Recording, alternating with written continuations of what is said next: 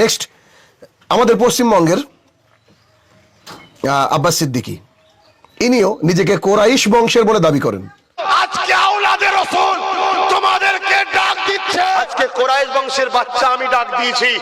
আব্বাস সিদ্দিকী যিনি নিজেকে নবীর বংশের বলে দাবি করেছেন এবং আশ্চর্যজনক হলেও সত্য, তিনি নিজেকে বলেছেন আমি নূরের তৈরি। নাউজুবিল্লাহ বলবেন না। আবার তিনি বলেছেন যে আমার উপরে দরুদ পড়তে হবে, মানে আব্বাস সিদ্দিকের উপরে দরুদ না পড়লে সে ব্যক্তির ঈমান থাকবে না। আমি আব্বাস কিন্তু মাটির তৈরি নয়, আমি কিসের তৈরি জানেন? আমি নূরের তৈরি। জোরে বলেন সুবহানাল্লাহ। ভুল বললাম নাকি? ভুল বললাম?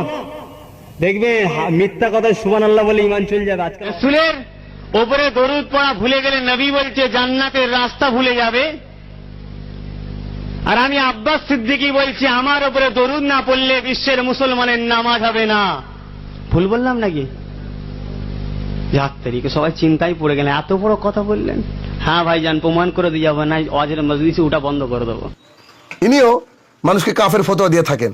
এক পর্যায়ে তিনি বলতে বলছেন যে যারা আমার জলসায় আসবে না, যে যুবকরা, যে পুরুষরা আমার জলসায় আসবে না, তারা কাফের। আজকের এই মাহফিলে এলাকার যুবক বুদ্ধা সবাইকে বলে যাচ্ছি, ইচ্ছা করে যদি কোনো পুরুষ ছেলে এই মাহফিলে না আসে সে কাফের কাফের কাফের। তার মরণের পরে যে জানাজা পড়বে সেও কাফের হবে। নাউজুবিল্লাহ মিন জালিক। এইরকম ভাবে ফতোয়া দিয়ে সমাজকে তারা গুমরা করছে। আমাদের দায়িত্ব আপনাদের সামনে সত্যটাকে তুলে ধরা, তাই তুলে ধরলাম। আর অন্য কোনো উদ্দেশ্য নয়। একটা আপনারা মনে করেন আমার কোনো স্বার্থ নেই এখানে। যখন ইসলামের কোনো ক্ষতি হয়ে যাবে তখন কথা বলবো বলে আল্লাহর সাথে প্রতিজ্ঞাবদ্ধ হয়েছি, যার ফলস্বরূপ একটা অমুসলমান যখন ইসলামকে জানতে থাকবে তাদের কাছ থেকে, এবং তারা দেখবে যে নবীর বংশের মানুষের এইরকম ভাষা, তাহলে কি করে হতে পারে? এনায়েতুল্লাহ আব্বাসী যেমন মুখের ভাষা আপনারা শুনলেন, সিমিলারলি আমাদের দেশের আব্বাসীর মুখের ভাষা আপনারা শুনে নিন। আজ একটা মূর্খ বলে বেড়াচ্ছে, মূর্খ জানোয়ার না হলে এরকম কথা বলে না। দুটো বাংলা বই পড়ে নিজেকে মনে করছে আমি বিরাট রিসার্চ করতে পেরে। ছাগল বাচ্চা, তুই কি বুঝবি? দাদা হুজুর কেউ যোগ কি স্বাধীনতার সঙ্গে আমি বলেছি, ও কুত্তার গায়ে লেগে গেছে। আমার খুব মাথা গরম ভাই, কথা বুঝছেন না? শুধু গণতান্ত্রিক দেশ বলে পিটিনি, তাই ঘরে ঢুকে যে পিটিয়ে আসতাম, কেন ওরা সন্ত্রাস। তো দুজনেই মিথ্যা কথা বলাতে উস্তাদ। আরে ভাই, বাংলাদেশের আব্বাসী সাহেব তিনি বলছেন 2000 কিলোমিটার দূর থেকে নাকি কুলি ফেলা যায়, মানে অজু করতে গিয়ে, আসরের সালাতের অজু করতে গিয়ে 2000 কিলোমিটার দূরে গিয়ে কুলি পড়ে একজনের গায়ে। আব্দুল কাদের জিলানী রাহমাতুল্লাহ বাগদাদে বসে আছেন, তিনি অজু করতে করতে কুলি করতে করতে শেষ কুলিটা স্পেনের দিকে ছাড়ছে। পানি যে 2000 মাইল দূরে আন্দালুসির চেহারায় পড়বে। এটা কি সত্য হতে পারে? বিজ্ঞান আজকে ইসলামের কাছে এসে হেরে গিয়েছে। অর্থাৎ বিজ্ঞান যা বলছে, আলহামদুলিল্লাহ 1450 বছর আগে কোরআনে তাই লেখা রয়েছে। তার মানে হ্যাঁ, কোরআনটাই বিজ্ঞানময়। তো আজকের যুগে যদি এই বক্তৃতা কেউ শোনে যে 2000 কিলোমিটার দূরে গিয়ে একজনের কুলি পড়ে, তাহলে এটা কেমন দেখায় বলুন তো আপনারা?